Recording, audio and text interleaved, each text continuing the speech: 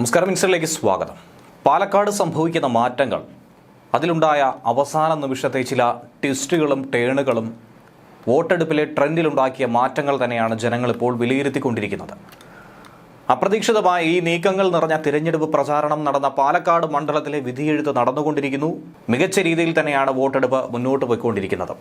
ആദ്യത്തെ 2 മണിക്കൂർ വിലയിരുത്തിയപ്പോൾ മികച്ച പോളിംഗ് രേഖപ്പെടുത്തി. പിന്നീട് 10 മണിയോടെ ബൂത്തുകളിലെത്തുന്ന ആളുകളുടെ എണ്ണം കുറഞ്ഞു. 12 മണിയോടുകൂടി ഏറെ ആകുലത തന്നെയാണ് 3 മുന്നണികളും പ്രത്യാശ പ്രകടിപ്പിച്ചത്. അതിനുശേഷം നിരവധി ആളുകളെ ബൂത്തിലേക്ക് എത്തിക്കാനായി ശ്രമിച്ചു.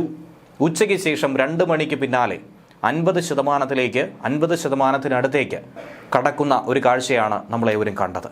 എന്നാൽ ഇവിടെ ആരായിരിക്കും വിജയിക്കുന്നത്? എന്തൊക്കെയാണ് അവസാന നിമിഷമുണ്ടായ മാറ്റങ്ങൾ? ഇതൊക്കെയാണ് ജനങ്ങൾ ഉറ്റുനോക്കിക്കൊണ്ടിരിക്കുന്നത്. കാരണം ഇത്തവണ CPM അവസാന നിമിഷം ഇറക്കിയ ഒരു ട്രംപ് കാർഡ് അത് അനുകൂലമായി മാറിയത് BJPക്കാണെന്നുള്ള സൂചനകളാണ് ലഭ്യമാകുന്നത്.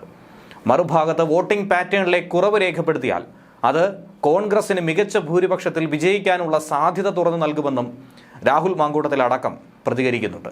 കൂടുതൽ വോട്ടുകൾ ലഭിച്ചാൽ നഗരസഭയിലടക്കം വോട്ട് പാറ്റേൺ കൂടിയ രീതിയിലാണ് പ്രതിഫലിക്കുന്നതെങ്കിൽ അത് കൃഷ്ണകുമാറിന്റെ വിജയത്തിലേക്കും 10,000 വോട്ടുകളുടെ വിജയമാണ് തങ്ങളിവിടെ പ്രതീക്ഷിക്കുന്നതായും BJP തന്നെ വ്യക്തമാക്കുന്നുണ്ട്. എന്നാൽ ഈ സാഹചര്യത്തിൽ CPM BJPക്ക് നൽകിയ ഒരു സഹായത്തെക്കുറിച്ചുള്ള കുറ്റപ്പെടുത്തലാണ് കോൺഗ്രസ് നേതാക്കൾ അടക്കം പങ്കുവയ്ക്കുന്നത്. നമുക്കറിയാവുന്നതാണ്, കഴിഞ്ഞ ദിവസം സുപ്രഭാതം, സിറാജ് പത്രങ്ങളിൽ പാലക്കാട് അച്ചടിച്ചു വന്നത് ഉറപ്പായും തിരഞ്ഞെടുപ്പിനെ വലിയ തോതിൽ തന്നെ സ്വാധീനിക്കുമെന്ന കാര്യത്തിൽ സംശയം ഏതും തന്നെ ഇല്ലാതെ പറയാം. ഇതിന്റെ അടിസ്ഥാനത്തിൽ CPMനെതിരെ രൂക്ഷ വിമർശനവുമായി മുസ്ലിം ലീഗ് നേതാവ് PK കുഞ്ഞാലിക്കുട്ടി രംഗത്തെത്തിയതും ഓർത്തെടുത്ത് പറയേണ്ടതാണ്. പ്രധാനപ്പെട്ട ചില കാര്യങ്ങളാണ് അദ്ദേഹം ചൂണ്ടിക്കാണിച്ചിരിക്കുന്നത്. CPM പത്രപരസ്യം BJPയെ ജയിപ്പിക്കാനുള്ള ഒരു നീക്കമാണെന്നും ഒരാൾ BJP വിട്ട് കോൺഗ്രസിൽ പോയതിന് എന്തിനാണ് CPM, പ്രത്യേകിച്ച് മുഖ്യമന്ത്രി അടക്കം, ഇങ്ങനെ കരയുന്നതെന്നാണ് PK കുഞ്ഞാലിക്കുട്ടി തുറന്നടിച്ചത്. അദ്ദേഹം പറഞ്ഞതിൽ ശരിയായ വസ്തുത തന്നെയാണ് ഉള്ളിലുള്ളത്. കാരണം കോൺഗ്രസിൽ നിന്നും ഇടതുപാളയത്തേക്ക് എത്തിയ സരിനെ അവിടെ നിർത്തി മത്സരിപ്പിക്കുന്ന CPMനോളം തന്നെ വിട്ടുവീഴ്ച ഒന്നും കോൺഗ്രസ് ഇതുവരെയും ചെയ്തിട്ടില്ല. എന്നിട്ടാണ് സന്ദീപ് വാര്യർ CPMലേക്ക് വരുമെന്ന് കരുതിയെങ്കിലും ആ പ്രത്യാശ നശിച്ചതിന് പിന്നാലെ കടന്നാക്രമണം നടത്താനും എന്തിനേറെ കയ്യിൽ നിന്നും കാശ് മുടക്കി പത്രത്തിൽ പരസ്യം ചെയ്യാൻ പോലും മുന്നോട്ട് പോയിരിക്കുന്നു. സന്ദീപ് വാര്യർക്കെതിരെ പത്രത്തിൽ കൊടുത്തതൊരു വർഗീയ പരസ്യമാണ്. കാരണം ഇത്തവണ ഈ തിരഞ്ഞെടുപ്പ് സമയത്ത് ന്യൂനപക്ഷ പ്രീണനം നടത്തുക എന്ന ലക്ഷ്യമാണ് ഇതിനു പിന്നിൽ ഒരു പക്ഷേ CPM കണ്ടിരിക്കുന്നത്. ഓരോ തിരഞ്ഞെടുപ്പുകളിലും കാണാറുള്ള ഒരു വിഷയം തന്നെയാണ്. കഴിഞ്ഞ തിരഞ്ഞെടുപ്പ് കാലഘട്ടങ്ങളിൽ CAയും അതുപോലെ തന്നെ മറ്റു വിഷയങ്ങളുമൊക്കെ ആളിക്കത്തിച്ചപ്പോൾ, അതിന് തൊട്ടു മുൻപ് മണിപ്പൂർ അടക്കം വിഷയമാക്കി സംസാരിച്ചപ്പോൾ കേരളത്തിന്റെ വികസന പ്രവർത്തനങ്ങളോ നിലവിൽ നമ്മുടെ നാട്ടിൽ നമ്മളെ ബാധിക്കുന്ന വിഷയങ്ങളോ ഒന്നും തന്നെ ചർച്ചയാക്കാതെ തികഞ്ഞ രാഷ്ട്രീയ പോര് തന്നെയാണ്, വർഗീയ പ്രീണനം തന്നെയാണ് CPM നടത്തിയിട്ടുള്ളത്. ന്യൂനപക്ഷങ്ങൾ നടത്തുന്ന പത്രങ്ങളിൽ മാത്രമായി ഈ പരസ്യം ഒതുക്കിയതിന് മന്ത്രി MB രാജേഷ് അടക്കം ധനം ലാഭമായിക്കോട്ടെ, പൈസ ചെലവ് ചുരുക്കാൻ വേണ്ടി ഈ ഒരു നടപടി ചെയ്തു എന്ന്, കുറഞ്ഞ പൈസയ്ക്ക് പരസ്യം നൽകുന്ന പത്രങ്ങളായതുകൊണ്ട് സമീപിച്ചു എന്നൊക്കെ തന്നെ പറഞ്ഞാലും അതൊന്നും തന്നെ അത്രയധികം വെളുപ്പിക്കാൻ കഴിയില്ല എന്നുള്ളതാണ് യാഥാർത്ഥ്യം. ന്യൂനപക്ഷ വോട്ടുകൾ ഭിന്നിപ്പിച്ച് BJPയെ സഹായിക്കാനുള്ള ഒരു നീക്കം അതിനിടയിൽ നടത്താൻ കഴിയുമോ എന്നാണ് CPM ശ്രമിച്ചുകൊണ്ടിരിക്കുന്നതെന്നും കുഞ്ഞാലിക്കുട്ടി പറഞ്ഞു. പാണക്കാട് തങ്ങൾമാർ നാടിന് മതസൗഹാർദ്ദം മാത്രം നൽകിയവരാണ്. മുൻപത്തെ പ്രശ്നപരിഹാരത്തിനായി പാണക്കാട് തങ്ങൾ തന്നെ ശ്രമം നടത്തിക്കൊണ്ടിരിക്കുമ്പോൾ അതിൽ നിന്നും വിഷയം മാറ്റി ഒരു വർഗീയ ധ്രുവീകരണത്തിനായി CPM ശ്രമിച്ചുകൊണ്ടിരിക്കുന്നു. BJPയെ വിമർശിക്കുന്നതിന് പകരം CPMനെ അതിഭീകരമായ ഈ വിഷയങ്ങളിലൊക്കെ, വർഗീയ പ്രചരണങ്ങളിലൊക്കെ തന്നെ കോൺഗ്രസ് വിമർശിക്കുന്ന തലങ്ങളിലേക്ക് കടന്നിരിക്കുന്നു. പാലക്കാട് 1ാം സ്ഥാനത്ത് UDFും 2ാം സ്ഥാനത്ത് BJPയും വരുമെന്ന കാര്യത്തിൽ സംശയമില്ല. അവിടെ മത്സരം നടക്കുന്നത് UDFും BJPയും തമ്മിലാണ്. ചിത്രത്തിൽ പോലും LDF ഇല്ലാത്തതിന്റെ ചുരുക്ക് അത് ഈ രീതിയിലൊക്കെ തന്നെ തീർക്കണോ എന്നുള്ള ഒരു സംശയം പോലും UDF നേതാക്കൾ ചോദിക്കുന്നുണ്ട്. സമസ്തയിലെ വിഷയം ചർച്ച നടക്കുന്നുണ്ട്.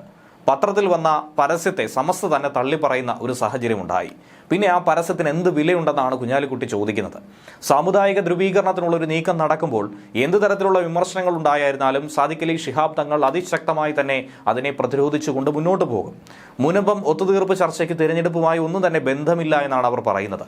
സർക്കാർ ഉത്തരവ് വളരെ ആവശ്യമാണ്. സർക്കാരാണ് അവിടെ മുടന്തൻ വർത്തമാനം പറയുന്നത് എന്നുള്ള കാര്യത്തിൽ സംശയമില്ല. കാരണം തിരഞ്ഞെടുപ്പ് കഴിഞ്ഞതിന് ശേഷം ഈ വിഷയം ചർച്ച ചെയ്യാമെന്ന് പറഞ്ഞത് മുഖ്യമന്ത്രി പിണറായി വിജയനാണ്.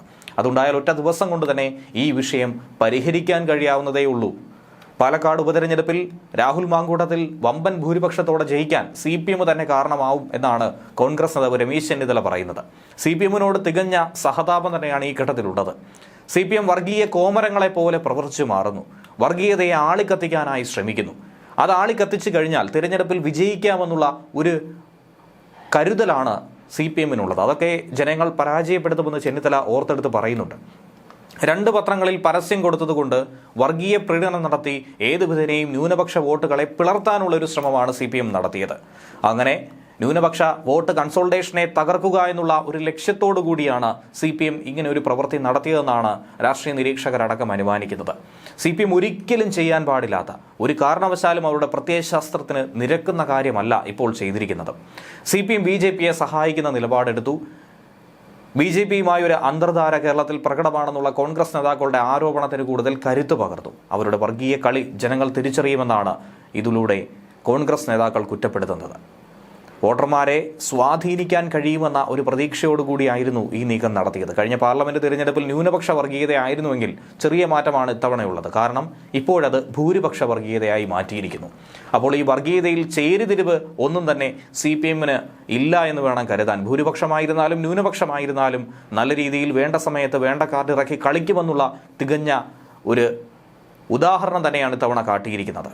ഒപ്പം തന്നെ ഈ വിഷയത്തിൽ സന്ദീപ് വാര്യർക്കെതിരായിട്ടുള്ള CPMന്റെ പത്രപരസ്യത്തിൽ നിയമ നടപടി സ്വീകരിക്കാനായി സന്ദീപ് വാര്യർ തീരുമാനിച്ചിരിക്കുന്നു. കാരണം ആ പോസ്റ്റുകളിൽ പലതും താൻ ചെയ്തതല്ല എന്നും വ്യാജമായി ചിത്രീകരിച്ചതാണെന്നുമാണ് സന്ദീപ് വാര്യർ പറയുന്നത്. വർഗീയ വിഭജനത്തെ വലിയൊരു പൊട്ടിത്തെറി ലക്ഷ്യമിട്ടുകൊണ്ട് നൽകിയ പരസ്യമായി തന്നെ ഇതിനെ വ്യാഖ്യാനിക്കേണ്ടിയിരിക്കുന്നു.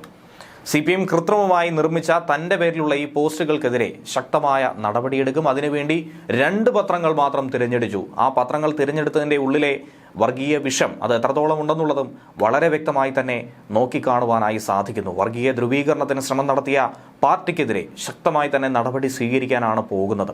എന്നാൽ ഇതിനെ വെല്ലുവിളിച്ചുകൊണ്ട് CPMും രംഗത്ത് വന്നിട്ടുണ്ട്. എന്ത് പരസ്യം കൊടുക്കണമെന്നുള്ളത് തങ്ങൾ തീരുമാനിക്കുമെന്നാണ് EN സുരേഷ് ബാബു ഇതിന് പ്രതികരണമെന്ന രീതിയിൽ പറഞ്ഞിരിക്കുന്നത്. എന്തുള്ളടക്കം ഏത് പരസ്യത്തിന് കൊടുക്കണമെന്നത് CPM തീരുമാനിക്കും. സന്ദീപിനെ സ്വീകരിച്ച സമയത്ത് ആർക്കാണ് ഷോൾ ഇട്ടതെന്ന് K സുധാകരനും മനസ്സിലായിട്ടില്ലെന്നും സന്ദീപിനാണോ സുധാകരനാണോ എന്നുള്ളത് ഇതുവരെയും മനസ്സിലാക്കാൻ കഴിഞ്ഞിട്ടില്ല എന്നുകൂടിയാണ് ഇക്കൂട്ടത്തിൽ കുറ്റപ്പെടുത്തിക്കൊണ്ടിരിക്കുന്നത്. കേരള രാഷ്ട്രീയത്തിൽ തന്നെ ഏറ്റവും സംഭവബഹുലമായ ഒരു പ്രചാരണ സമയമാണ്, കാലയളവാണ് ഇപ്പോൾ അവസാനിച്ചത്. 3 മുന്നണികൾക്കും ഏറെ നിർണായകമായിട്ടുള്ളത് പ്രധാനമായും UDFനും BJPക്കും. പ്രത്യേകിച്ചും നിയമസഭയിലേക്കുള്ള BJPയുടെ ഒരു കവാടമായി തന്നെയാണ് ഈ തെരഞ്ഞെടുപ്പിനെ നോക്കിക്കാണുന്നത്. കഴിഞ്ഞ തവണ കപ്പിനും ചുണ്ടിനും ഇടയിൽ നഷ്ടപ്പെട്ടത് ഇത്തവണ നേടിയെടുക്കുമെന്ന വാശിയോടുകൂടിയാണ് BJP പ്രവർത്തകർ രംഗത്തിറങ്ങിയിരിക്കുന്നത്. ഷാഫി പറമ്പിൽ വെന്നിക്കൊടി പാറിച്ചിട്ടുള്ള പാലക്കാട് നിലനിർത്താനുള്ള ജീവൻ മരണ പോരാട്ടത്തിലാണ് UDF സ്ഥാനാർത്ഥിയായിട്ടുള്ള രാഹുൽ മാങ്കൂട്ടത്തിലും. അതുപോലെ തന്നെ കോൺഗ്രസിനെ അവസാന സമയം സ്ഥാനാർത്ഥി നിർണയ സമയത്ത് പാർട്ടി വിട്ട് LDF സ്ഥാനാർത്ഥിയായി ചേക്കേറിയ സരിന്റെ രാഷ്ട്രീയ തീരുമാനം, രാഷ്ട്രീയ ഭാവി അടക്കം വിലയിരുത്തുന്ന തിരഞ്ഞെടുപ്പായും ഇത് മാറുകയും ചെയ്യും. കഴിഞ്ഞ തവണ ഈ ശ്രീധരന് നല്ല തേരോട്ടം നടത്താനായി ഈ മണ്ഡലത്തിൽ സാധിച്ചു എന്നുള്ളത് യാഥാർത്ഥ്യമാണ്. അത് നിലനിർത്താൻ, അതിൽ കൂടുതൽ വോട്ടുകൾ പിടിക്കാനായി ഇത്തവണ കൃഷ്ണകുമാറിന് സാധിക്കുമോ എന്നുള്ളത് കണ്ടറിയണം. കഴിയുമെന്നുള്ള ആത്മവിശ്വാസത്തിലാണ് BJPയും. സന്ദീപ് വാര്യർ ചുവട് മാറ്റിയതിൻ്റെ ഇഫക്റ്റ് എല്ലാ തരത്തിലും ചർച്ച ചെയ്യുന്നുണ്ട്. കേരളത്തിലടക്കം വലിയ ചർച്ചയായി മാറുന്നുണ്ട്. അത് കോൺഗ്രസിന് അനുകൂലമാകുമോ അതോ പ്രതികൂലമാകുമോ എന്നുള്ളതാണ് കണ്ടറിയേണ്ടത്. അതിലേറ്റവും പ്രധാനപ്പെട്ടത് ഈ പത്രപരസ്യ വിവാദം. അത് CPMന് ഉറപ്പായും തിരിച്ചടിയാകുമെന്ന കാര്യത്തിൽ സംശയമൊന്നും തന്നെയില്ല. കഴിഞ്ഞ ദിവസം നിശബ്ദ പ്രചാരണവും പൂർത്തിയാക്കി സ്ഥാനാർത്ഥികളൊക്കെ തന്നെ വലിയ ആത്മവിശ്വാസത്തിലേക്ക് തന്നെയാണ് മുന്നോട്ട് നീങ്ങിക്കൊണ്ടിരിക്കുന്നത്.